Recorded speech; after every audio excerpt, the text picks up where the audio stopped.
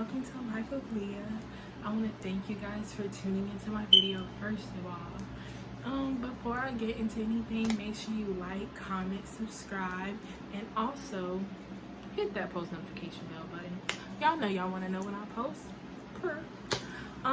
So this video is strictly going to be a Q&A, basically so y'all can get to know me, know what type of vibes I'm on, because your girl is all for the vibes.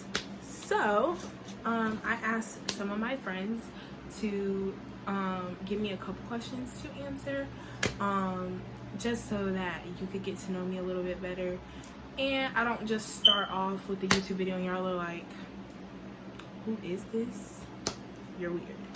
Don't want that to happen. So I'm just gonna answer a few questions, and then we'll go from there. All right, so the first question is, what made you want to start a YouTube?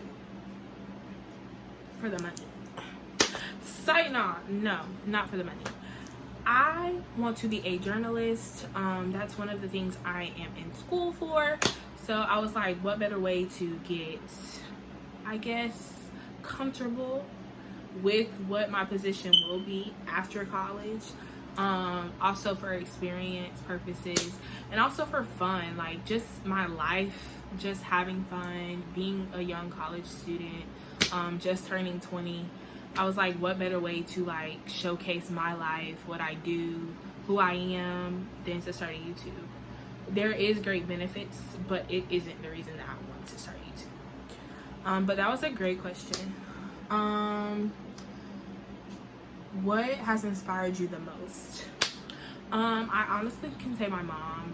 She inspires me to the T. Like everything that she does, who she is, everything that she brings to the table, her character, her charisma, her attitude, it's something that I look at and I'm just like, wow, I want to be like that when I grow up. And I have so many role models in my life of strong Black women.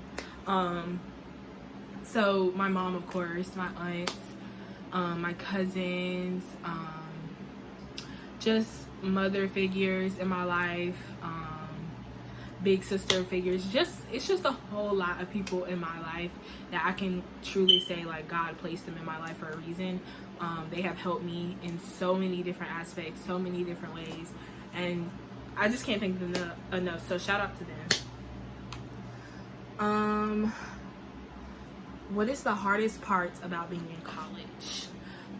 The hardest part for sure is just time management and not procrastinating when there's an event or there's a party, because you can easily go from like a 3.7 student to like a 2.3 just off of partying, just off of procrastination, just laying in your bed not doing anything. I definitely think it's important to manage your time wisely, not procrastinate.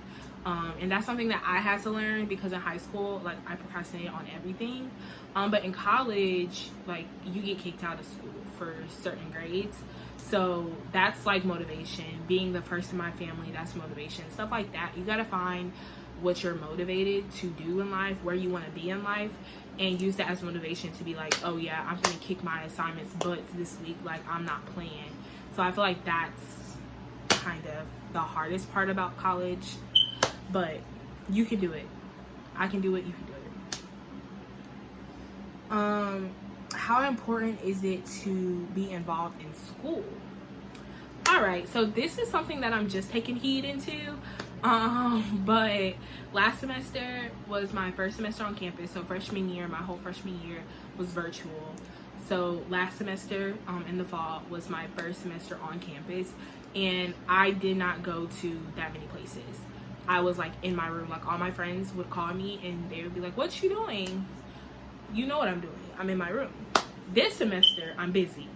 And this semester, I wanted to change and I wanted to go outside. They say I want to be outside, but I started participating in organizations. I'm in CAB, shout out CAB. I'm in NAACP, shout out NAACP. I'm working on my own personal podcast with some girls that I know from my school, some of my friends. So just being involved, getting your name out there. The HBCU experience not only is it an experience to learn our culture, to be involved in our culture, to understand where we come from, to be united together, it's also about networking. Like, that's the biggest thing that I can say about an HBCU. The amount of time and effort that we put into ourselves, the amount and time of effort that we promote ourselves, I feel like that is so huge. Like, we have Black Market, we just have different things and events that promote Black, and I love buying Black. Like, if all I had to do was buy Black, I would constantly, like, I'm a Shein girl, and I didn't know that was a Black owned business until I got to college.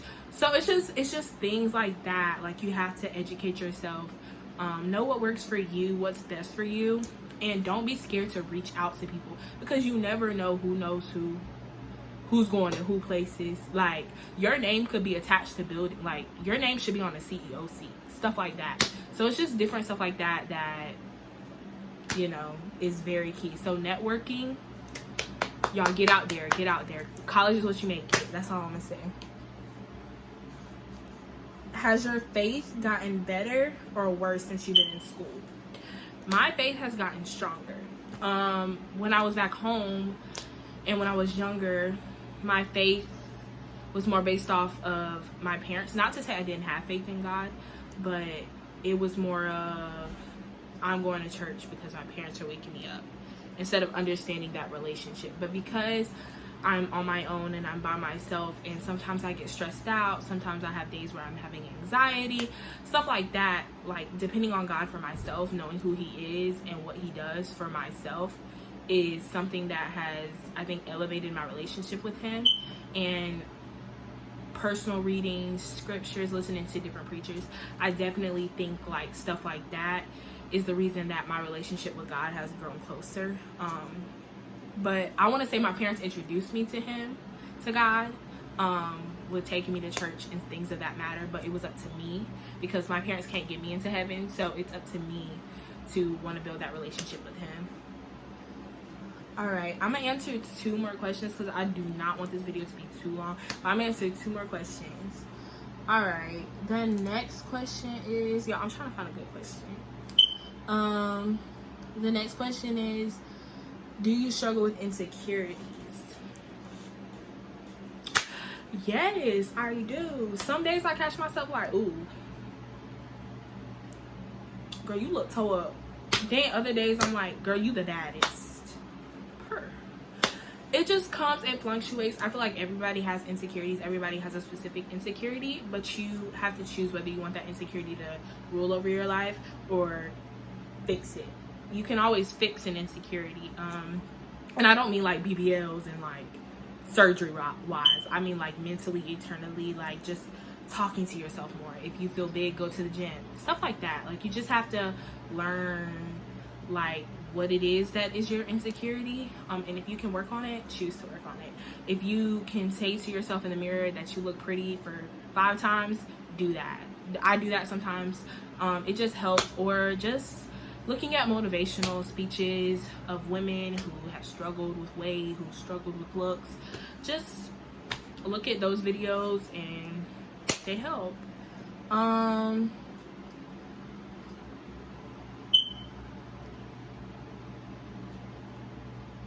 I'm trying to find a good one, guys. What is your goal after college? After college, my goal is to simply make an impact on my community. I'm a major in political science, and next fall I plan to double major with mass communications and then my minor in journalism. I just want to be involved in our community. I feel like it's so many people that don't look like us that speak for us, and I feel like it's time for us to step up and speak for ourselves, because our voices matter, our people matter, and it's time that those up above us respect that and listen to us. And so yeah, I'm excited. I want to have my own company one day. I want to either move to Charlotte, Atlanta, a big city where I could make a bigger impact than where I am now, come back, put money, invest into my community, not only in Greenville, but Orangeburg is home. So also in Orangeburg, I just want to do a lot of big things. I can't speak on everything that I have coming up. I'm just talking to God about it. Much prayer, much power. Little prayer, little power. That's always what my pastor says. Pastor T.E. Simmons, shout out to you. Back home in Greenville, I love you. I love your family. I love you guys. Y'all know how I feel about y'all. But he always says that much prayer, much power. Little prayer, little power. The tongue is very powerful. You have to speak things into existence. I declare that I'm going to have this business. I declare that I'm going to have 6 figures by summer. I declare that I'm going to have 50K subscribers by July. Like, I declare, I decree, I know that that's going to happen. I'm excited for my journey. 2022 is going to be the biggest year for me. It's going to be the biggest. I don't care about anything else. Like, it's gonna be the biggest year for me. I'm so excited for what's to come. I'm so excited for this YouTube, where it's gonna go, where it's gonna take me, the opportunities that I will be able to see, the people I will be able to meet, collab with, X, Y, and Z. I'm so excited that you guys decided to tune into this video. I can't wait to make more content for y'all. I have some cool videos coming up. I have 2 good ideas of videos coming up that I'm gonna do with friends from back home for spring break. So I hope y'all stay tuned. Make sure you like, comment, and subscribe on this video, and I will see you later, babes. When God gives you your next opportunity, move. And